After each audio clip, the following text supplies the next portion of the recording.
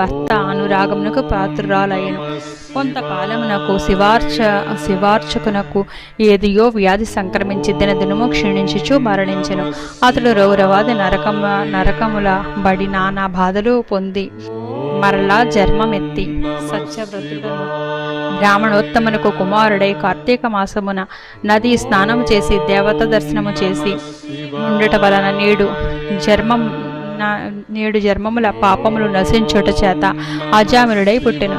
ఇప్పటికి తన ఆ అవసాన కాలమున నారాయణ అని శ్రీహరిని స్మరించుట వలన వైకుంఠమునికి పోయెను. బ్రాహ్మణుని భార్యయగు ఆ కామిని కూడా రోగగ్రస్తురాలే చనిపోయెను. అనేక యాతనలు అనుభవించాక ఒక మాలవాని ఇంట జన్మించెను. ఆ మాలవాడు ఆ పిల్ల జన్మరాశి చూపించగా తండ్రి గండమున పుట్టిందని జ్యోతిష్యుడు చెప్పెను. మాలవాడు శిశువును తీసుకుని పోయి అడవి యందు వదిలిపెట్టెను. అంతలో ఒక విప్రుడు ఆ దారిని పోవుచు పిల్ల ఏడుపు విని జాలి కలిగి తీసుకుని పోయి తన ఇంట దాసీకిచ్చి పోషించమనెను. ఆ బాలికని అజామినుడు ప్రేమించెను. వారి పూర్వజన్మ వృత్తాంతం ఇదియే.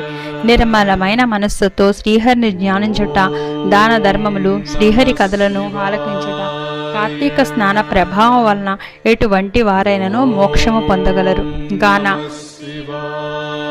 గాన కార్తీక మాసమందు వ్రతములు, పురాణ శ్రవణములు చేసిన వారులు ఇహపర సుఖములు పొందగలరు.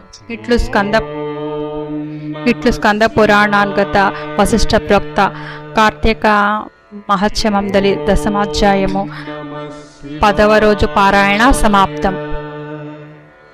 ఓం నమః శివాయ. ఈ వీడియో మీకు నచ్చినట్లయితే లైక్ చేసి, షేర్ చేసి, సబ్స్క్రైబ్ చేయండి. Thank you.